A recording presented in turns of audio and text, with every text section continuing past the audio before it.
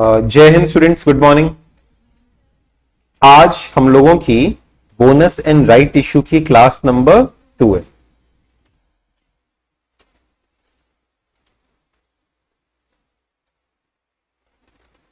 Bonus and rights issue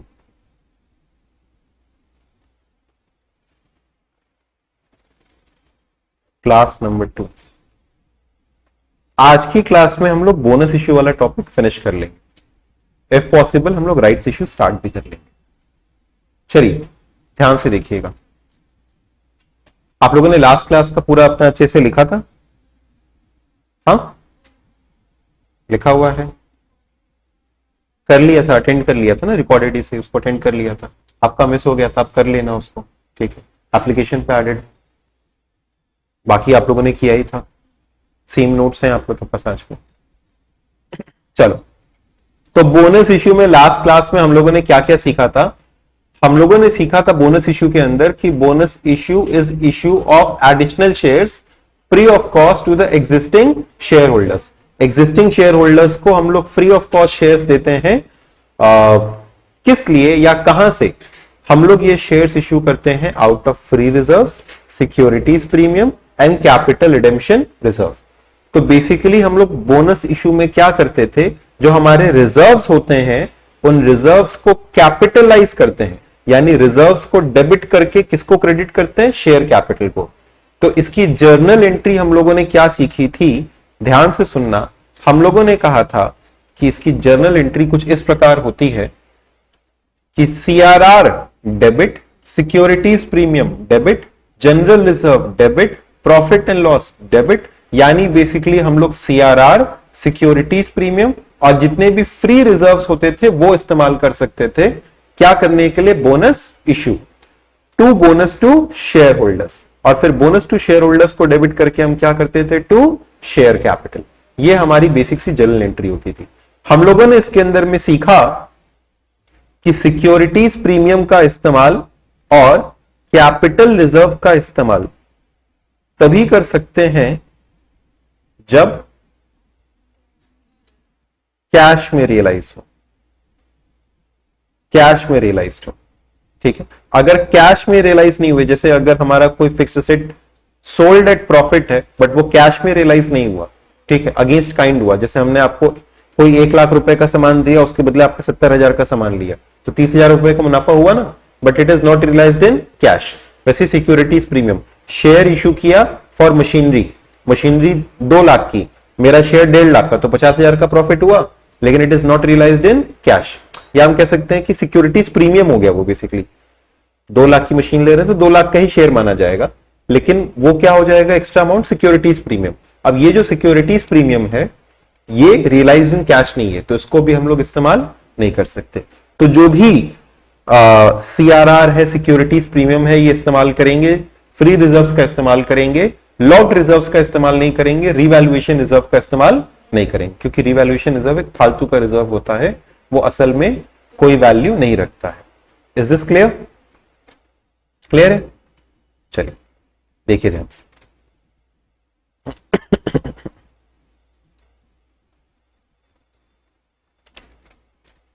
हमने आपको illustration 1 2 3 कराया था।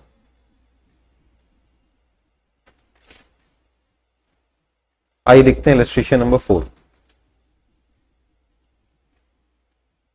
Following notes pertain to the balance sheet of Preet Limited as at 31st March 2021।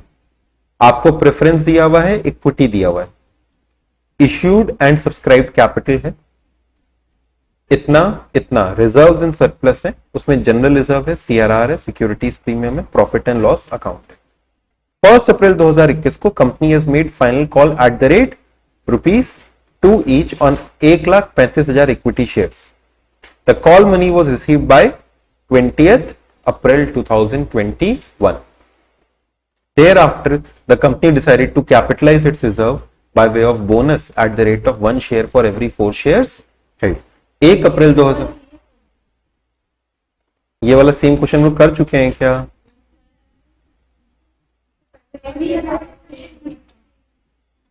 Same question है, बस amount change है। चलो कोई बात नहीं, एक necessary journal entries and prepare extract of balance sheet as on 30th April after the bonus issue. I think same question किया था, बट ठीक है कोई बात नहीं। एक हम लोग रिकैप के लिए इसको कर लेते हैं, एक रिकैप के लिए वापस से इसको हम लोग कर लेते हैं। अगर पढ़ा ही ये सवाल तो इसको खत्म ही कर लेते हैं। तो following notes pertain to this, ये था अपना अमाउंट, और फाइनल कॉल हमने किया 1,35,000 शेयर्स के ऊपर में, and it was received by 20th April. Thereafter the company decided to capitalise its reserves.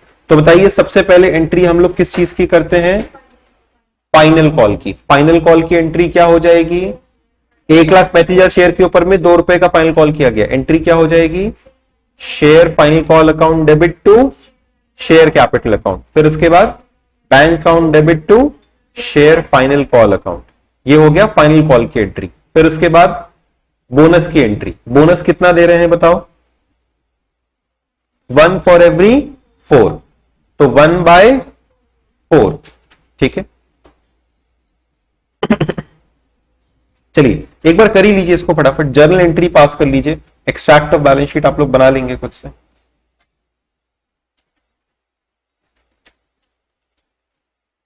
इसका जर्नल एंट्री पास कर लीजिए फटाफट।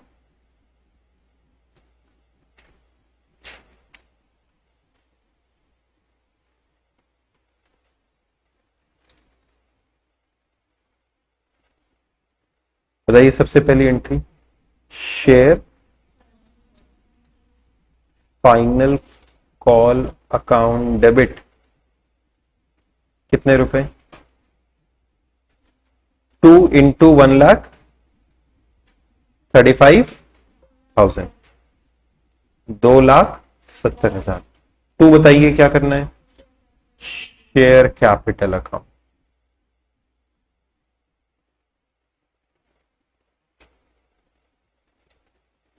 2,70,000। नरेशन क्या लिखते हैं इसमें? Being final call on 1,35,000 shares @2 each। फिर इसके बाद इसको रिसीव कर लिया जाए, इसको रिसीव कर लेते हैं। Bank account debit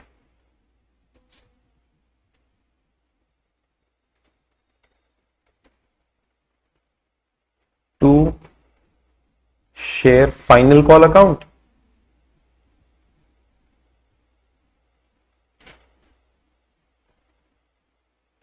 $2,70,000। नरेशन लिख दें, बीइंग फाइनल कॉल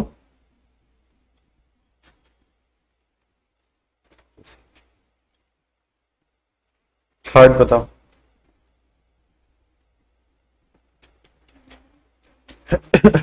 अब किस चीज की एंट्री करनी है? बोनस इश्यू की। बोनस इश्यू का क्या हमको एंट्री पास करना है बताओ? हम लोग एक एक करके रिजर्व्स को करेंगे डेबिट, और फिर क्या क्रेडिट करते हैं? Bonus to share holder. Reserve को डेबिट किया और वो पैसा कहां ट्रांसफर किया? Bonus to share holder. और फिर बोनस टू शेयर होल्डर को डेबिट करके कहां ट्रांसफर करेंगे? Share capital. ठीक है, तो एक डायरेक्ट एंट्री पास करने की जगह कि reserve debit to share capital, उसकी जगह reserve debit to bonus to share holder, और फिर बोनस टू शेयर होल्डर को डेबिट करके टू शेयर कैपिटल। समझ गए बात को? तो चलिए पहली एंट्री कर लेते हैं। अच्छा, सबसे पहले कौन से पैसे को इस्तेमाल किया जाए? फ्री रिजर्व्स को या सीआरआर और सिक्योरिटीज प्रीमियम को? सीआरआर और सिक्योरिटीज प्रीमियम, क्योंकि ये कुछ ही जगहों पे इस्तेमाल होते हैं, तो पहले इनको इस्तेमाल करेंगे। तो सीआरआर को पहले इस्तेमाल कर लिया जाए। सीआरआर, अच्छा कितने रुपए का हमको करना है?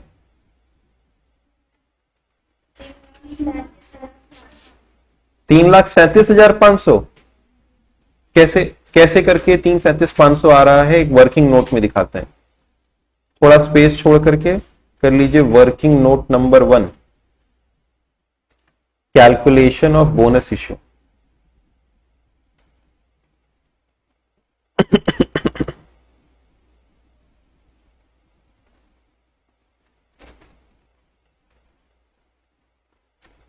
नंबर ऑफ शेयर्स कितने हैं? 1,35,000। बोनस इशू है 1:4। 1:4 का मतलब 1 फॉर एवरी 4 इंटू 1,35,000। कितने शेयर्स हो जाएंगे? 33,750 शेयर्स एट द रेट, क्या रेट?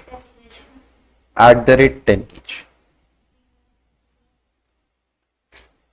तो ये हो जाएगा 3,37,500।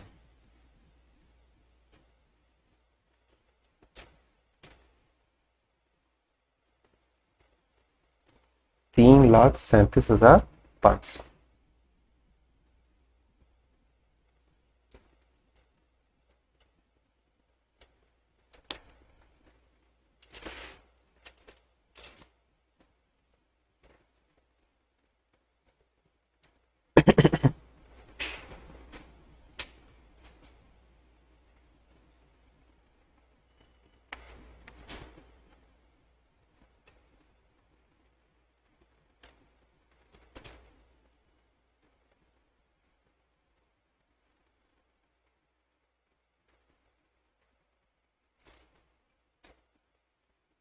डन।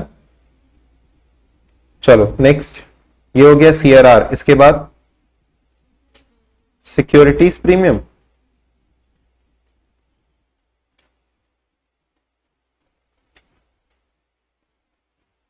कितना है सिक्योरिटीज प्रीमियम? सीआरआर 60,000 था। सिक्योरिटीज प्रीमियम है 37,500। फिर उसके बाद अब कितना करना है? 3,37,500 ना, तो जनरल रिजर्व पूरा लग जाएगा। जनरल रिजर्व कितने का है? General reserve 1,80,000। फिर उसके बाद profit and loss. Profit and loss कितने रुपए? 60,000। 60,000 टू क्या लिख दें? Bonus to share holders. Bonus to share holders account कितने रुपए? 3,37,500 बीइंग बोनस इश्यू ऑफ 1:4। और इसकी एक्सप्लेनेशन कहां पे? Working note number 1।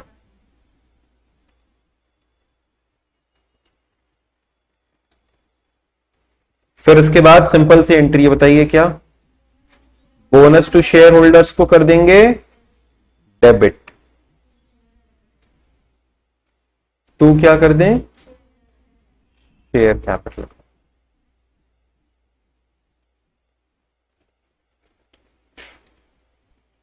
$3,37,000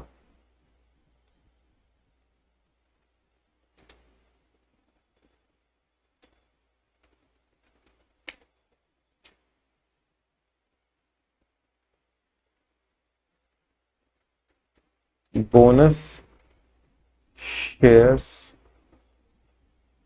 issue. Is this clear everybody? पक्का क्लियर है सबको?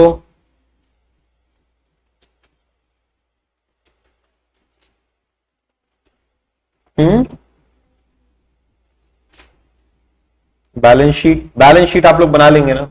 लास्ट टाइम जैसे हम लोगों ने बनाया था ठीक वैसे ही बनाना है। ठीक है, लास्ट सवाल में जैसे हम लोगों ने बनाया था ठीक वैसे ही बनाना है। अब हम एक क्वेश्चन आपके साथ में डिस्कस करना चाहते हैं।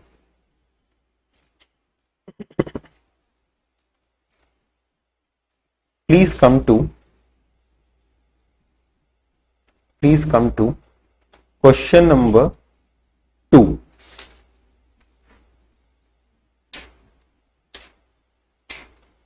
Question number 2।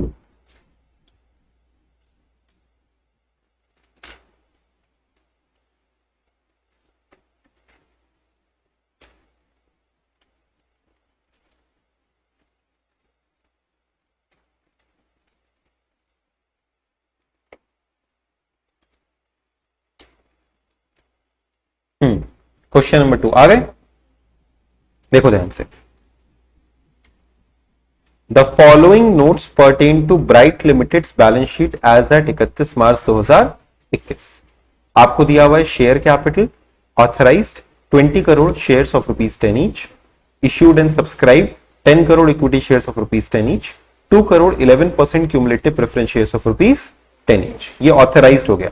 ऑथराइज से हमको कोई मतलब नहीं होता है क्योंकि ऑथराइज्ड हमारे बैलेंस शीट का हिस्सा नहीं। बेसिकली हमको इश्यूड एंड सब्सक्राइब दिख रहा है और उसके नीचे कॉल्ड एंड पेड अप दिख रहा है। हम तो कहते हैं कि हमको इश्यूड एंड सब्सक्राइब से भी मतलब नहीं है, मेनली हमको किससे मतलब होता है, called up and paid up. ठीक है, तो यहां पे हम देख रहे हैं कि इश्यूड एंड सब्सक्राइब तो 10,000 है, लेकिन कॉल्ड एंड पेड अप कितना है, 8,000। ठीक है, यानी 8 रुपए पर शेयर ही पेड अप है, 2 रुपया भी क्या है, अनकॉल्ड है। ठीक है, बाकी का प्रेफरेंस है। रिजर्व्स एंड सरप्लस में क्या क्या है हमारे पास, सीआरआर है और सिक्योरिटीज प्रीमियम दोनों इस्तेमाल कर सकते हैं, जनरल रिजर्व इस्तेमाल कर सकते हैं, सरप्लस ऑफ P&L इस्तेमाल कर सकते हैं। On 2 April the company made final call at the rate 2 per share, the entire money was received in the month of अप्रैल।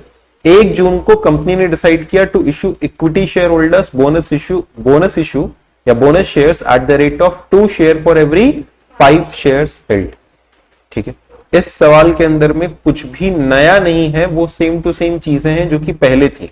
आपको पता है यहां पे बस आपको ध्यान ये देना है कि these are rupees in lakh, these are rupees in lakh and these are in crore.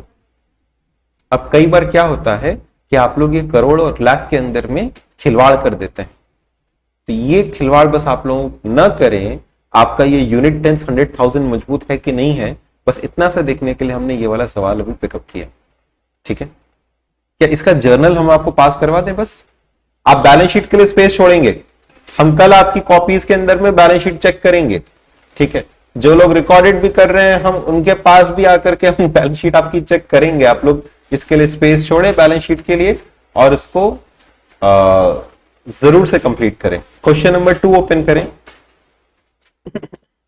और इसके फटाफट जर्नल एंट्री पास करें।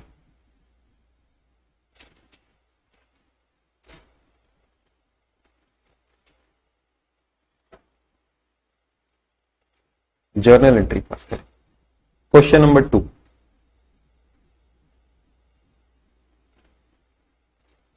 बताओ सबसे पहले क्या करना है, हमको फाइनल कॉल करना है। कितने शेयर्स के ऊपर, 10 करोड़ शेयर्स के ऊपर कितना रुपया, 2 रुपया, तो कितना हो जाएगा 20 करोड़। तो हम कितना लिख दें, 20, या उसको लाख में कन्वर्ट करें? अब ये बताओ 20 करोड़ मतलब वो कितना हो गया, 200 लाख, क्योंकि 1 करोड़ में 10 लाख।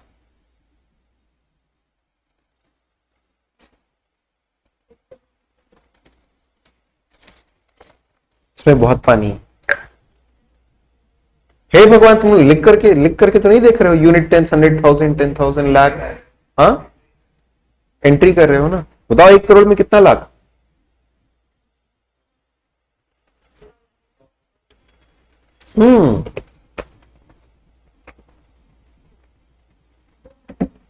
यकीन मानो ये पानी नहीं उतर रहा है मेरे घर से।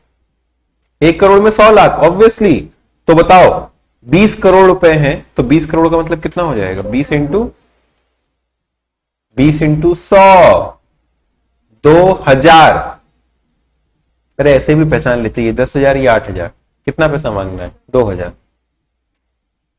इसको कैसे करके लिखोगे पता है, क्या लिखोगे बताओ? यहां पे लिखोगे रुपीज इन लैक्स। क्या लिखोगे, rupees in lakhs.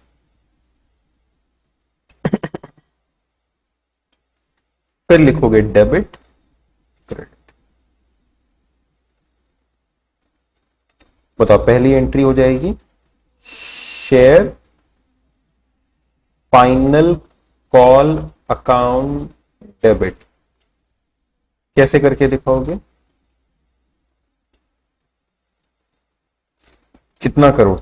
10 crore into ₹2, ये हो जाएगा 1000 इंटू 2, 2000। 2 बताओ, शेयर कैपिटल अकाउंट। कितने रुपए? 2000।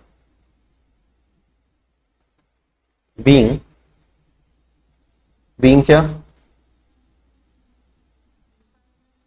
फाइनल कॉल ड्यू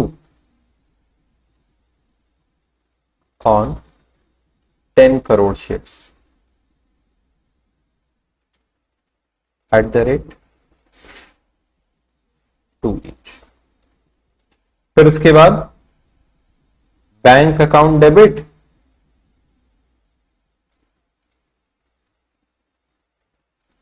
यही 2000 रुपए,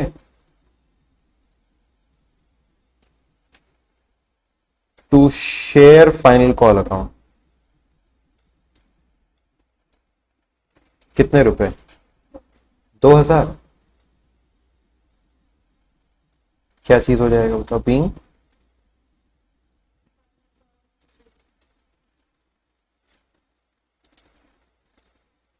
कॉल मनी या फाइनल कॉल रिसीव।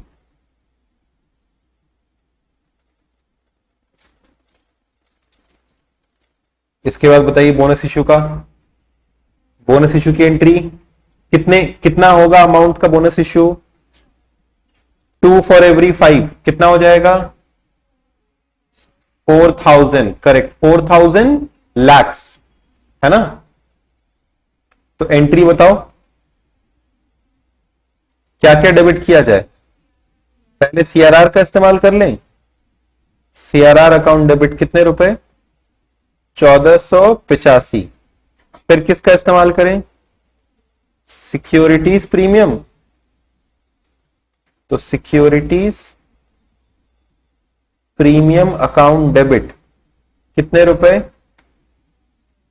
2000। फिर बताओ कितने रुपए चाहिए थे? 4000। और कितने पैसे चाहिए यहां से?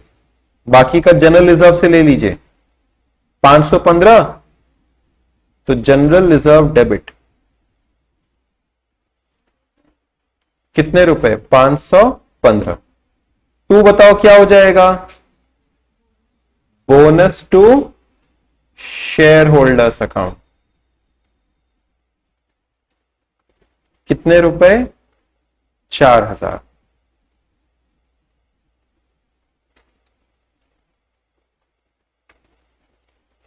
being bonus issue at 2:5।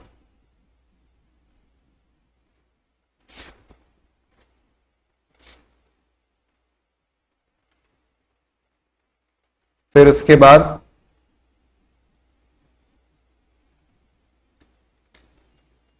और बताओ।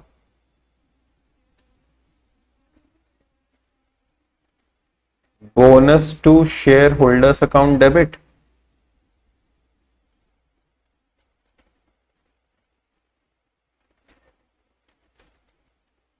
To share capital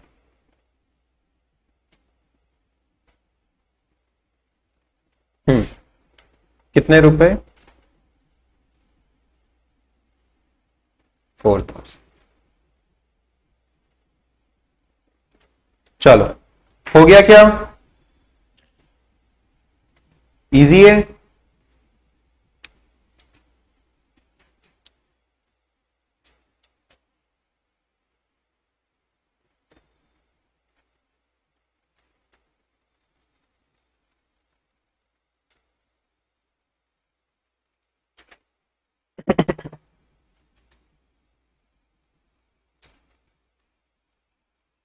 done. चलो नेक्स्ट अब आते हैं अगले टॉपिक पर, विच इज राइट्स इश्यू।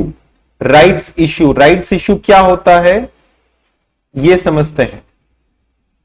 ध्यान से सुनिएगा, राइट्स इश्यू क्या होता है।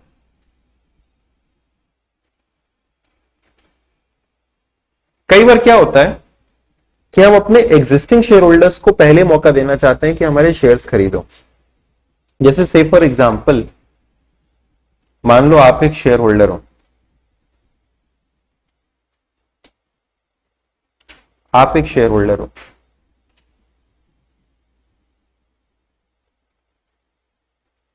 और आप ही की तरह 5 और शेयर होल्डर्स हैं,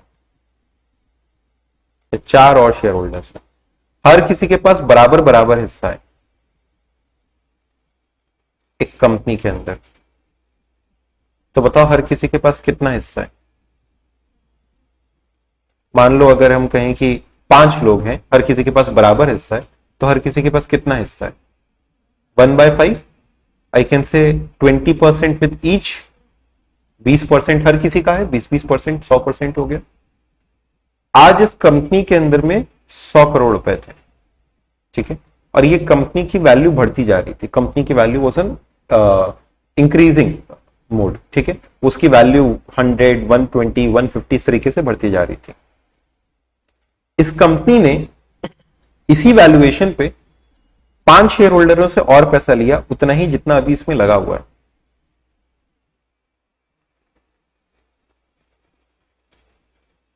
तो अब इस कंपनी के पास कितना हो गया? 200 करोड़ हो गया, ठीक है। अब इनका हिस्सा गिर करके कितना हो गया? 10%, क्योंकि अब 10 लोग हैं और 10 में से एक है ये, हर किसी के पास बराबर है, तो इनका हिस्सा हो गया 10%। अब ये कंपनी मुनाफा कमा रही थी।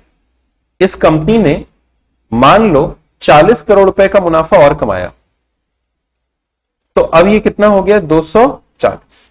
अब समझो दिक्कत क्या है। पहले इनका इस 40 करोड़ के अंदर में 20% हिस्सा था, ठीक है, तो ये कितना पाते? 8। लेकिन अब इस 40 करोड़ के अंदर में इनका केवल 10% हिस्सा बन रहा है। यस और नो? यानी कहीं ना कहीं आपकी कंपनी का साइज बढ़ा, लेकिन कंपनी का साइज बढ़ने से हमें क्या? मेरा तो परसेंटेज कम हो गया। मेरी कंपनी 200 करोड़ की हो गई तो हमको अलग फायदा हो गया क्या? नहीं, मेरा तो परसेंटेज डिक्लाइन कर गया। दूसरी चीज, मेरा जो रिजर्व में से हिस्सा था वो भी कम हो गया। तो अगर अब आप कुछ प्रॉफिट कमा रहे हैं तो हमें कम पैसा मिलता है। तो शेयर कैपिटल और ज्यादा इश्यू करने से क्या होता है कि कंपनी का पर शेयर की अर्निंग गिरती जाती है। कंपनी की पर शेयर की अर्निंग गिरती जाती है, वो डिक्लाइन करती जाती है। जैसे आज हम और तुम मिलकर के कमाई कर रहे हैं, अगर उसमें तीसरा हिस्सेदार भी आ जाए तो पर पर्सन की कमाई गिर जाएगी कि नहीं गिर जाएगी? गिर जाएगी। तो यही चीज होता है कि कंपनी कभी कभी चाहती है कि हम इससे पहले कि बाहरी लोगों को ऑफर करें, हम पहले अपने यहां के लोगों को ऑफर करते हैं। इनको ऑफर करके देखते हैं कि अगर तुम खरीदना चाहते हो इन्हीं शेयर्स को तो हम तुमको पहले ऑफर करते हैं। This is called as your rights issue. This called as क्या? Rights issue. तो राइट्स इश्यू के अंदर में, राइट्स इश्यू के अंदर में जो हमारे एग्जिस्टिंग शेयर होल्डर्स होते हैं, they are given a preemptive right before the others. हम उनको एक राइट देते हैं कि आप हमारी कंपनी के शेयर्स को खरीदो, ठीक है। तो बाकियों से पहले आपके पास अधिकार है कि आप हमारी कंपनी के शेयर्स को खरीदो। अब ये राइट्स इश्यू एक अधिकार है हमारा, एक राइट है। इस राइट को हम किसी और को भी तो बेच सकते हैं, या इस राइट को हम खुद भी एक्सरसाइज कर सकते हैं। जैसे मान लो तुम्हारे पास एक जगह का एक डिस्काउंट वाउचर है, ठीक है, मेरे पास एक कंपनी का डिस्काउंट वाउचर है। उस डिस्काउंट वाउचर को हम किसी और को भी दे सकते हैं, ठीक है, बेच भी सकते हैं। मेरे पास ना एक डिस्काउंट वाउचर पड़ा हुआ है, उससे आपको 1000 रुपए का सामान केवल 800 रुपए में मिल जाएगा। 1000 रुपए का सामान 800 रुपए में मिल जाएगा। बताओ उस डिस्काउंट वाउचर की क्या कीमत है? इतना सोच रहे हो? 200 रुपए है ना? इसमें सोचना क्या है? उस डिस्काउंट वाउचर की कीमत कितनी है? 200 रुपए। ठीक वैसे ही जब राइट्स इश्यू होता है तो आपके पास एक राइट आता है, और वो राइट एक डिस्काउंट वाउचर की तरह है, जिसके अंदर में मार्केट में जो शेयर बिक रहा है उससे कम दाम पे अपने एग्जिस्टिंग शेयर होल्डर्स को देते हैं, उससे कम दाम पे अपने एग्जिस्टिंग शेयर होल्डर्स को देते हैं। और अगर कम दाम पे अपने एग्जिस्टिंग शेयर होल्डर्स को दे रहे हैं तो मेरे पास राइट आ गया डिस्काउंट लेने का। और वो राइट अगर हम इस्तेमाल करते हैं तो ठीक है, नहीं इस्तेमाल करते हैं तो किसी को बेच भी सकते हैं। और अगर किसी को बेचने ना चाहें, अगर हम चाहें कि वो डिस्काउंट कूपन ना इस्तेमाल करें तो हटाओ उसको, वो लैप्स कर गया, काम खत्म। Is this clear? तो राइट क्या होता है? राइट्स इश्यू क्या होता है? Rights issue is a right to the existing share holders to subscribe the shares of a company before it is issued to the external share holders या external parties. किसी outsider को issue करने से पहले जब एग्जिस्टिंग शेयर होल्डर्स को अपने shares को सब्सक्राइब करने का राइट दिया जाता है या ऑप्शन दिया जाता है, इसे हम लोग कहते हैं राइट्स इशू। बाहरी लोगों से पैसा मांगने से पहले आप घर वालों से जब पैसा मांग रहे हैं तो उसे हम लोग राइट्स इशू कहते हैं। समझ गए बात को? क्लियर है?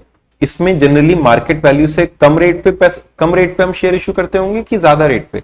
कम रेट पे। ठीक है, क्योंकि घर वालों से अभी तो दे रहे हैं ना, तो फिर कम रेट पे देंगे। Is this clear?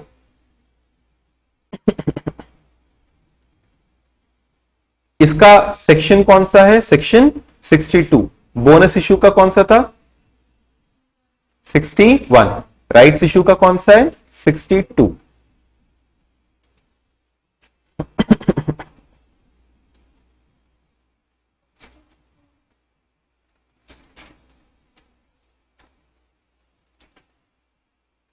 आइए देखें व्हाट इज राइट्स इशू। इसकी डेफिनेशन आपको ठीक पहले पेज पे मिल जाएगी।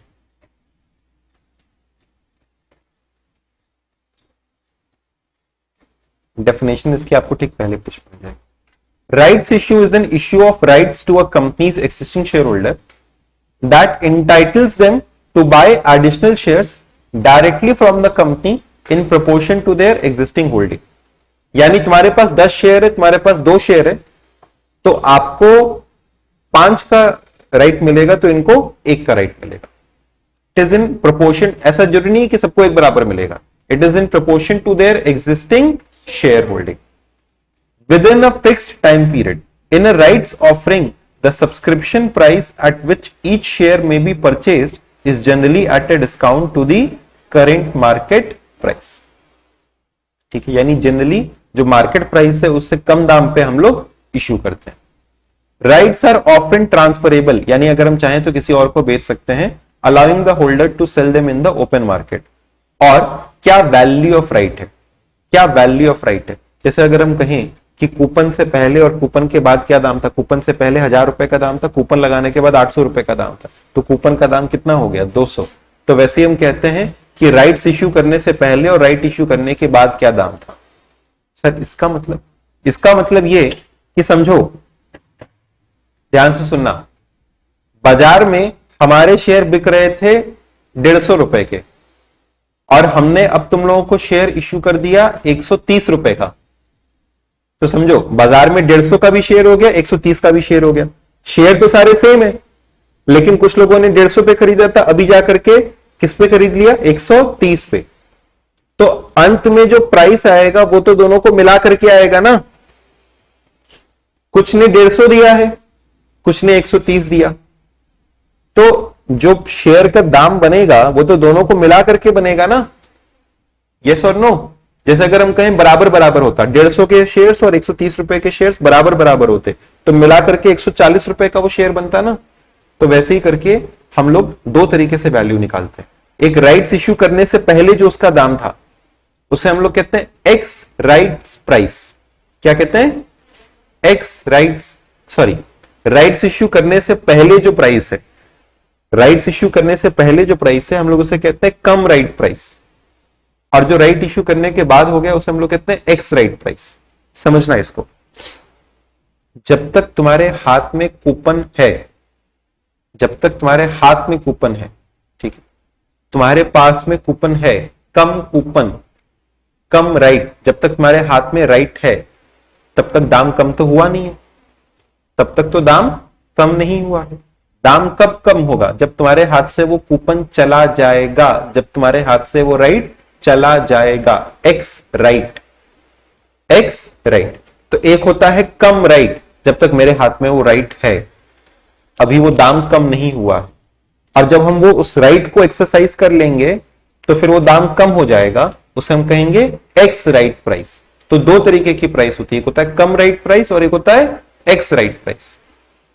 तो राइट्स इश्यू होने से पहले, इश्यू होने से पहले जो प्राइस है उसे हम क्या कहेंगे? कम राइट प्राइस। और इश्यू हो जाने के बाद दाम गिर जाएगा, उसे हम कहेंगे एक्स राइट प्राइस। तो वैल्यू ऑफ राइट क्या होता है? It is the come right price minus the x rights price. ठीक है, आइए लिखते हैं, हेडिंग दीजिए rights issue.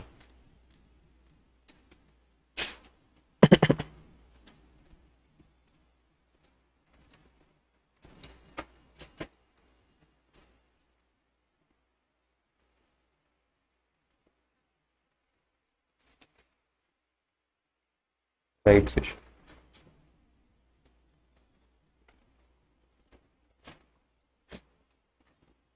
it is governed by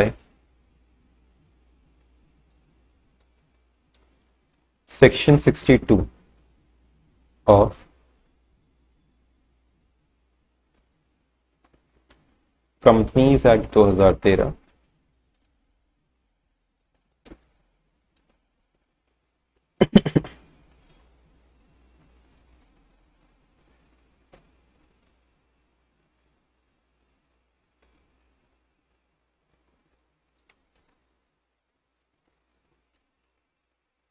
It refers to the right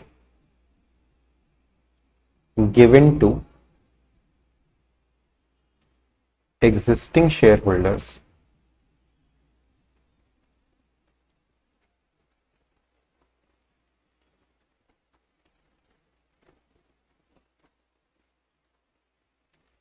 to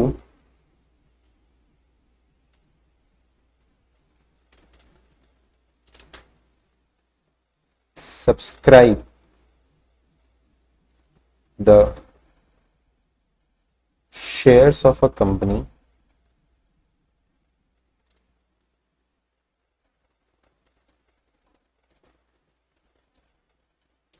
in proportion to their existing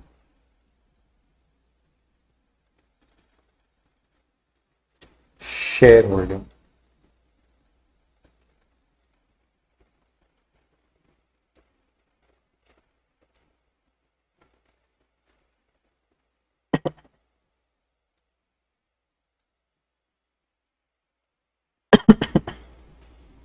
In proportion to their existing shareholding, rights issue can be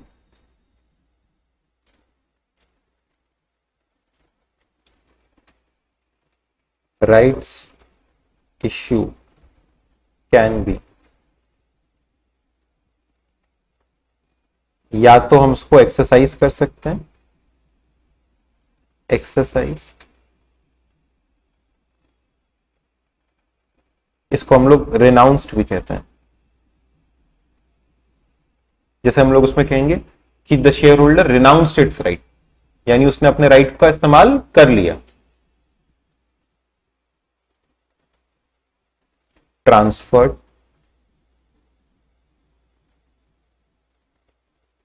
यानी किसी और को भी ट्रांसफर कर सकते हैं। एक्सरसाइज्ड, ट्रांसफर्ड या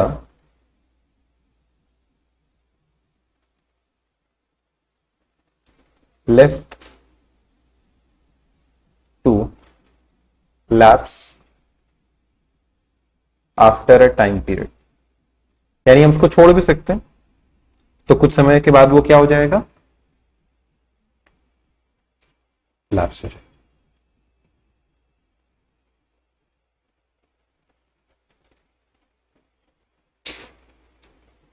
rights issue is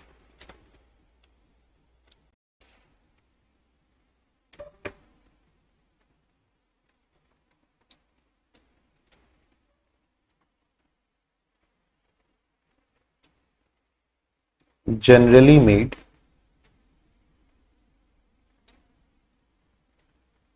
at a discount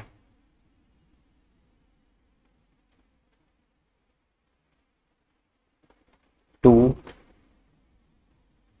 market price. Market price से डिस्काउंट पे करते हैं generally, it is generally made at a discount to market price.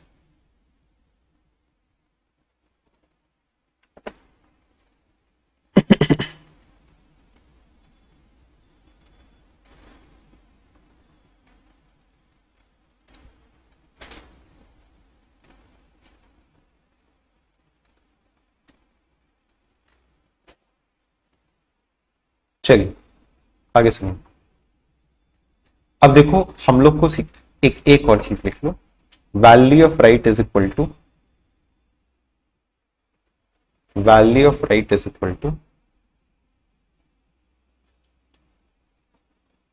Come rights price minus ex rights price. Value of right is equal to cum rights price minus ex rights price.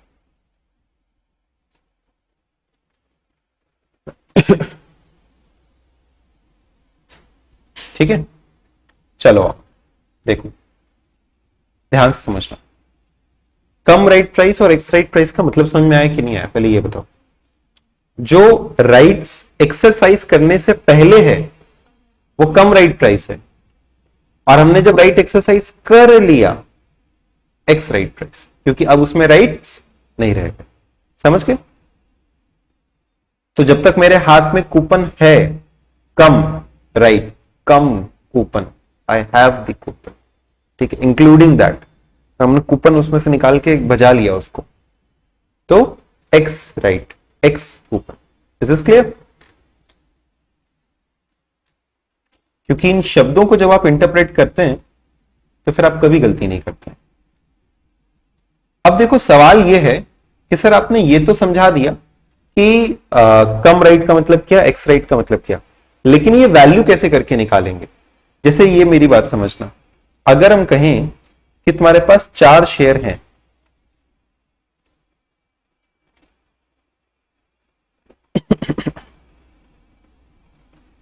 तुम्हारे पास 4 share हैं, 4 shares at the rate, इनका market में दाम चल रहा है चलो 150, ये हमारा करंट मार्केट प्राइस है। ठीक है, हमने राइट्स इशू किया। सर किस दाम पे राइट्स इशू किया? हमने राइट्स इशू किया ऑफ 1:4, यानी एक शेयर का राइट इशू किया हर 4 शेयर के बदले। वापस से 1:4, एक शेयर का इशू 4 शेयर के बदले। किस रेट पे किया? Eight the rate 130 each. ठीक है, अब ये बताओ मेरे पास कुल कितने शेयर हो जाएंगे? 5 शेयर, उसमें से 4 शेयर कितने दाम के और एक शेयर कितने दाम का? क्या बता सकते हैं कि मेरे पास ये जो कुल मिला के 4 + 1 5 शेयर हैं, इसके बदले कितना पैसा रहेगा? हाँ, 4 शेयर के बदले 150 और एक शेयर के बदले 130। बताना जरा सा मेरे पास कुल कितना पैसा हो जाएगा? 730। कितने शेयर के बदले? 5 शेयर के बदले। तो एक शेयर का दाम कितना होना चाहिए? 146। ये जो दाम था ये बताओ कम राइट था या एक्स राइट था? ये कम राइट था, क्योंकि अभी इसमें राइट हुआ नहीं था। और जब राइट हो जाएगा उसके बाद हमारे शेयर्स का दाम कितना हो जाना चाहिए? क्योंकि पहले तो 4 शेयर थे 150 के, अब 4 150 का और एक 130 का, तो मिला जुला करके 5 शेयर के बदले 730, तो एक शेयर का दाम 146। इसे हम क्या कहेंगे? Ex rights price. Ex rights price. तो क्या बता सकते हैं कि what is the value of right? What is the value of right? It is equal to cum rights price minus ex right price, यानी 150 माइनस 146 इज इक्वल टू 4। अच्छा, can you tell me कि इसकी face value क्या होगी? हाँ, 150 is not the face value, this is market value. This is क्या? Market की वैल्यू। This is market value. Are you getting my point? समझ रहे हो इस बात को? तो हमने कहा कि मान लो इसकी face value is equal to 100 each, लेकिन बाजार में दाम क्या चल रहा था? 150 रुपए। तो हम अगर बाजार में दाम 150 चल रहा है तो हम तुमको 150 से कम पे दे रहे, तो तुम्हारा तो फायदा है ना, है कि नहीं? तो हमने लेकिन तुमको फिर भी कितने में दिया? 130। तो हम तो एंट्री किसके हिसाब से पास करेंगे? 130 के हिसाब से। सर राइट्स इशू की क्या एंट्री होती है? कोई एंट्री नहीं होती राइट्स इशू की। मजेदार बात, मतलब राइट इशू की कोई अलग से एंट्री नहीं होती, जो भी एंट्री होती है वो शेयर इशू की होती है, और शेयर इशू की एंट्री तो अपने को आती है। बताओ बताओ क्या एंट्रीज हो जाएंगी अगर हम शेयर इशू कर रहे हैं, 100 रुपए के शेयर को 130 पे इशू कर रहे हैं? तो बैंक अकाउंट डेबिट,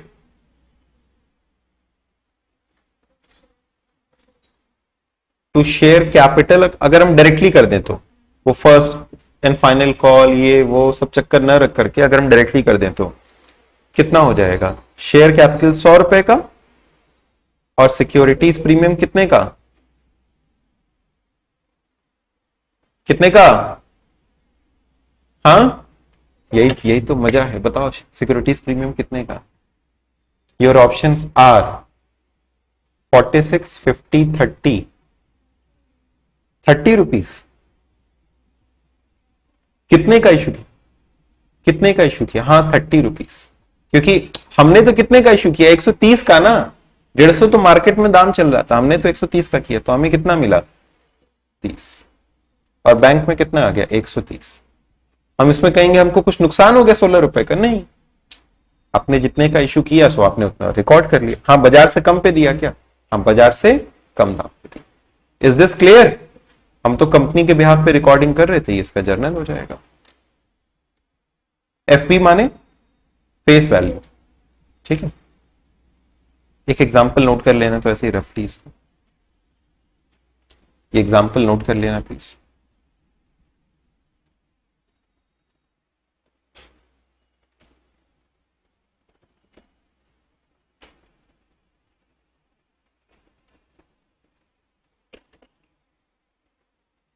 ये दिख रहा है क्या आपको?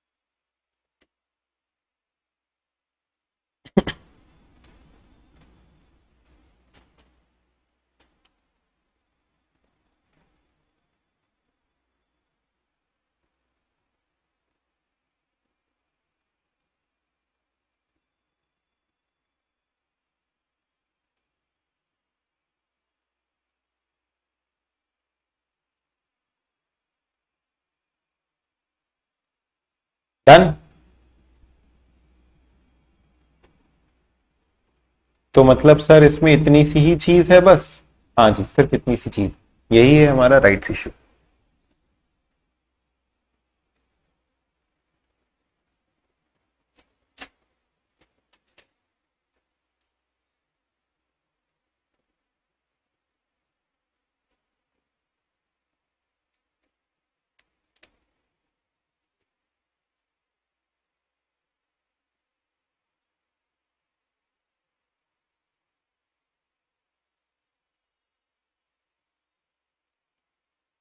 हो गया डन।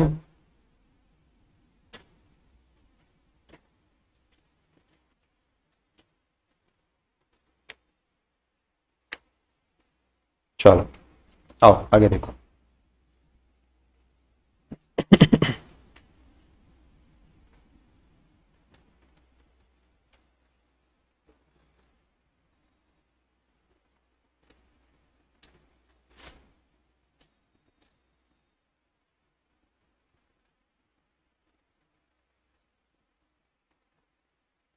देखिए illustration number 5, illustration number 5 on page number 6.21, illustration number 5 on page number 6.21.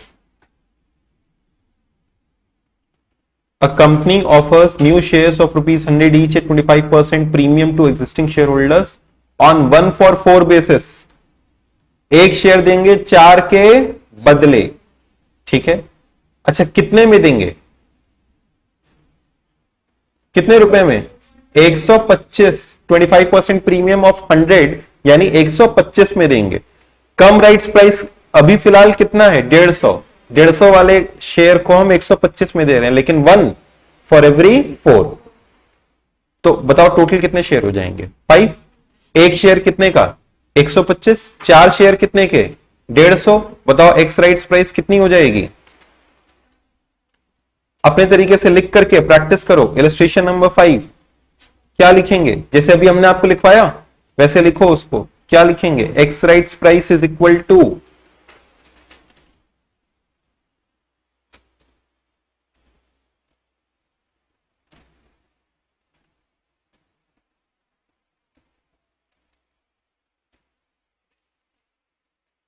illustration number 5।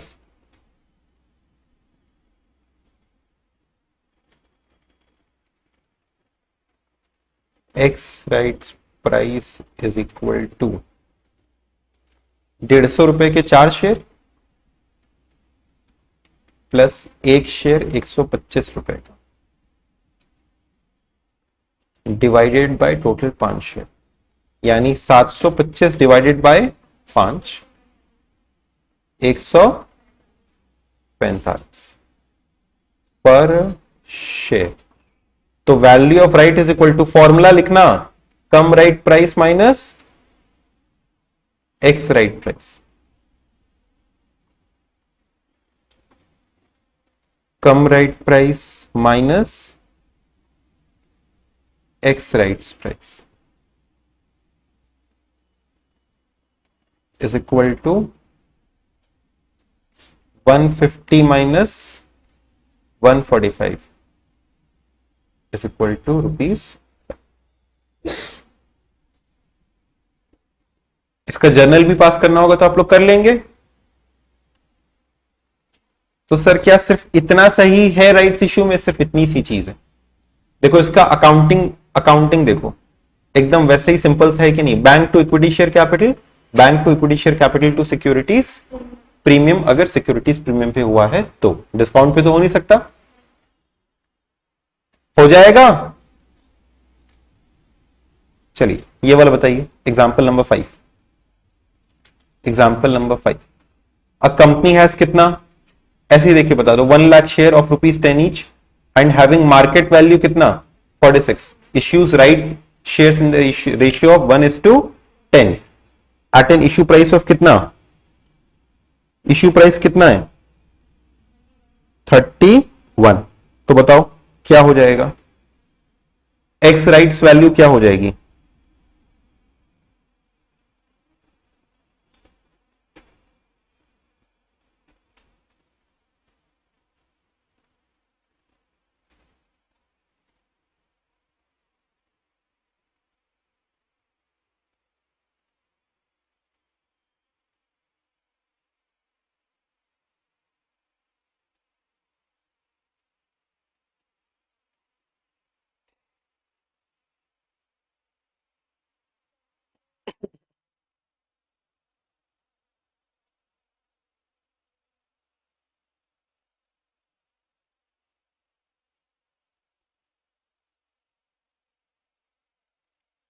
Ex rights value